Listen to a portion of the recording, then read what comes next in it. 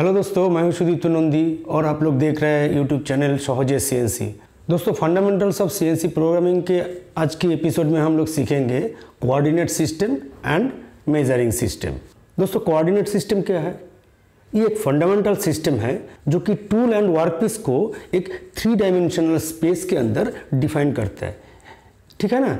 Usually 2 type का coordinate system होता है। एक है कार्टेशियन कोऑर्डिनेट सिस्टम और दूसरा है आपका पोलर कोऑर्डिनेट सिस्टम। ठीक है दोस्तों, कार्टेशियन कोऑर्डिनेट सिस्टम में हर एक पॉइंट को आपको 2 न्यूमेरिक वैल्यू से डिफाइन किया जाता है, या तो x एंड y या y एंड z या z and x like that. और उस पॉइंट को 2 परपेंडिकुलर ओरिएंटेड लाइन के हिसाब से उसको मेजर किया जाता है। दोस्तों, ये है कार्टेशियन कोऑर्डिनेट मेजरिंग सिस्टम। ठीक है ना। अब यहाँ पे देख सकते हैं 2 एक्सिस है, x axis and y axis. तो इसमें आप देख सकते हैं कि P point, Q point, R point and S point को डिफाइन किया जा रहा है। ठीक है ना।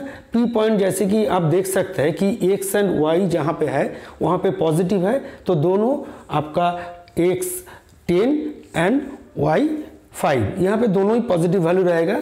और सेकेंड क्वाड्रेंट में, ये आपका फर्स्ट क्वाड्रेंट हो गया एक्स वाई का। सेकेंड क्वाड्रेंट में अगर है तो वो x माइनस वैल्यू -4 और y +9। सिमिलरली थर्ड क्वाड्रेंट में है तो दोनों ही आपका एक्स वाई वैल्यू नेगेटिव है, और फोर्थ क्वाड्रेंट में है तो आपका x positive and y negative है। ठीक है ना। This is a basic system of measurement Cartesian coordinate system का। मोस्ट ऑफ द मेजरमेंट आपका ये कार्टेशियन कोऑर्डिनेट सिस्टम से हिसाब से मेजरमेंट किया जाता है। तो नेक्स्ट है आपका पोलर कोऑर्डिनेट सिस्टम। वो क्या है आप देख सकते हैं, ये है आपका polar coordinate system. Polar coordinate system में दोस्तों किसी पॉइंट को डिफाइन करने के लिए उस पॉइंट को एक रेफरेंस पॉइंट से डिस्टेंस और उनका एंगल को लिया जाता है। अब पिक्चर में देख सकते हैं ये है आपका पोलर कोऑर्डिनेट सिस्टम। ठीक है। यहाँ पे देख सकते हैं पोलर कोऑर्डिनेट सिस्टम में P, Q, R and S ये चारों पॉइंट को कैसे डिफाइन किया जाता है। अब देख सकते हैं P पॉइंट को x एंड y के हिसाब से अगर करेंगे तो 45 डिग्री में उसका R 30। ठीक है ना। और इसी हिसाब से Q पॉइंट का R 40, मतलब क्या है कि डिस्टेंस वो फिक्स्ड पॉइंट जो कि 0 पॉइंट से उसका डिस्टेंस 40 mm है और उनका एंगल है 90 + 30। ठीक है। और सिमिलरली R पॉइंट का भी ऐसा है डिफाइन करने के लिए। ठीक है। और S पॉइंट के लिए आपका जो है वो 50 है। ठीक है। ये जो एंगल है ये पूरा आपका 360 डिग्री के हिसाब से लिया जाता है। बाजू में जो टेबल दिया हुआ है उसके हिसाब से आप देख लीजिए कि ये है आपका P, Q, R and S point को कैसे डिफाइन किया जाता है। तो this is the polar coordinate system.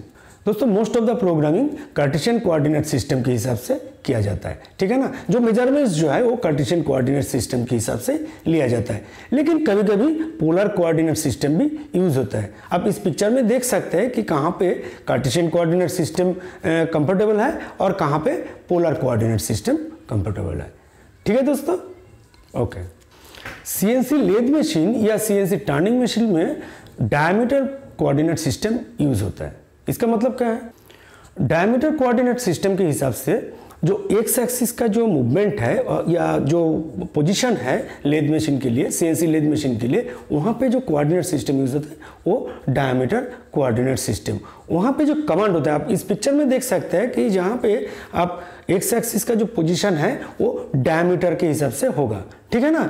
यहाँ पे इस पिक्चर में देखिए जो P1, P2 और P3 का पॉइंट जो है हमने डिफाइन किया है, तो P1 पॉइंट में आप देख सकते हैं कि Z एक्सिस का जो पोजीशन है, यहाँ पे एक्स एंड Z एक्सिस दिया है। आप डायरेक्शन देखिए, नीचे Z एक्सिस है और वर्टिकली एक्स एक्सिस है। ठीक है ना। तो P1 पोजीशन के लिए आप देखिए 20 एंड 0, मतलब क्या है, ये जो पॉइंट है ये 0 पॉइंट है और इसके हिसाब से P1 पॉइंट 20, मतलब क्या है कि इसका डायमीटर के हिसाब से 20 लिया है। ठीक है ना। ताकि यहाँ पे 10 होना चाहिए था अगर कार्टेशियन कोऑर्डिनेट सिस्टम के हिसाब से लेते तो। ठीक है। और P2 का जो है वहाँ पे देखिए 20 है, लेकिन Z माइनस की तरफ है। और P3 पॉइंट का जो कोऑर्डिनेट सिस्टम के हिसाब से अगर लेंगे तो डायमीटर को वो क्या होगा 40। ठीक है ना। ये डिटेल्स में जब हम टर्निंग सेंटर को प्रोग्रामिंग करेंगे तो आप और भी डिटेल्स में इनके ऊपर बताएंगे। ठीक है दोस्तों। नेक्स्ट है दोस्तों मेजरिंग सिस्टम। मेजरिंग सिस्टम दोस्तों 2 तरह होता है, एक है एब्सोल्यूट मेजरिंग सिस्टम और दूसरा है इंक्रीमेंटल मेजरिंग सिस्टम। ठीक है, ये एब्सोल्यूट मेजरिंग सिस्टम क्या है, आप पिक्चर में देख सकते हैं कि ये है आपका एब्सोल्यूट मेजरिंग सिस्टम। यहाँ पे देखिए एक्स एंड वाई एक्सिस के हिसाब से तीनों पॉइंट लिया गया है, P1, P2 एंड P3। ठीक है, तो P1 पॉइंट का जो पोजीशन है वो है आपका 20, मतलब क्या है कि एक्स का ये जो डायमेंशन ले रहा है ये आपका ओरिजिन से ले रहा है, मतलब कि ये जो 0 पॉइंट है इसके हिसाब से लिया जा रहा है। ठीक है, और नेक्स्ट P2 पॉइंट जो है वो है 40। ठीक है ना, सारे मेजरमेंट जो है वो इसी पॉइंट के हिसाब से 0 पॉइंट के हिसाब से लिया जा रहा है। थर्ड पॉइंट जो P3 है उनका भी जो है डायमेंशन वो देखिए 60 एंड 20। ठीक है, ये है आपका एब्सोल्यूट मेजरिंग। तो इसमें क्या होता है, G90 से इसको डिफाइन किया जाता है, मतलब प्रोग्राम के शुरू में अगर हम G90 लिख दे तो सारे जो डायमेंशनिंग होगा, मेजरमेंट होगा, ये सारे सब एब्सोल्यूट मेजरमेंट सिस्टम से ही होगा। ठीक है, और इंक्रीमेंटल मेजरिंग सिस्टम क्या है दोस्तों, ये है आपका इंक्रीमेंटल मेजरिंग सिस्टम। आप यहाँ पे देख सकते हैं कि P1, P2 और P3 का जो पॉइंट है उनको मेजरिंग हम ले रहे हैं, जो डायमेंशन ले रहा है उसका जो अगले वाला जो पॉइंट है, मतलब कि ये पॉइंट के हिसाब से P1 पॉइंट के हिसाब से P2 पॉइंट के हिसाब से P3 पॉइंट का डायमेंशनिंग लिया जाता है। इसका मतलब क्या है कि P1 पॉइंट का जो डायमेंशन लिया ये 0 पॉइंट के हिसाब से, उसके बाद P2 पॉइंट जो है वो P1 पॉइंट के हिसाब से, और P3 पॉइंट का जो पोजीशन है वो ये P2 पॉइंट के हिसाब से। आप यहाँ पे देख सकते हैं P1, P2, P3 का जो डायमेंशनिंग होगा इसका होगा 20, और इनके हिसाब से इनका डिस्टेंस जो है 20, ये भी 20 होगा। और तीसरा जो है ये नीचे की तरफ है, मतलब ये माइनस के किया, मतलब y का वैल्यू माइनस होगा, यहाँ पे x पॉजिटिव और y नेगेटिव। ये जो इंक्रीमेंटल मेजरमेंट है ये यूजुअली G91 से डिफाइन किया जाता है। इसका मतलब अगर प्रोग्राम के शुरू में अगर हम G91 लिख दे तो ये प्रोग्राम का सारे डायमेंशनिंग जो है वो इंक्रीमेंटल के हिसाब से होगा। लेकिन दोस्तों programming always absolute measuring system के हिसाब से करना ही आसान है। क्यों जो डायमेंशनिंग हम लोग ले रहा है या मेजरमेंट्स जो हम लोग ले रहा है वो एक ही पॉइंट के हिसाब से ले रहा है, मतलब 0 पॉइंट से लेके अगर 0 कंसीडर करें तो उसके हिसाब से सारे डायमेंशनिंग ले रहा है।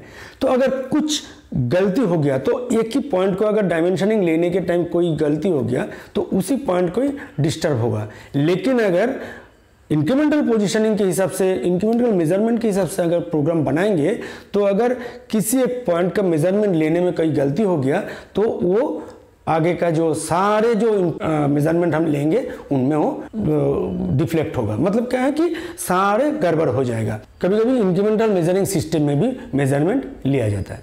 ठीक है दोस्तों, तो दोस्तों फंडामेंटल्स ऑफ CNC प्रोग्रामिंग का ये पार्ट यहीं पे ख़त्म करता है। मिलते हैं अगले वीडियो में, ठीक है ना। Thank you.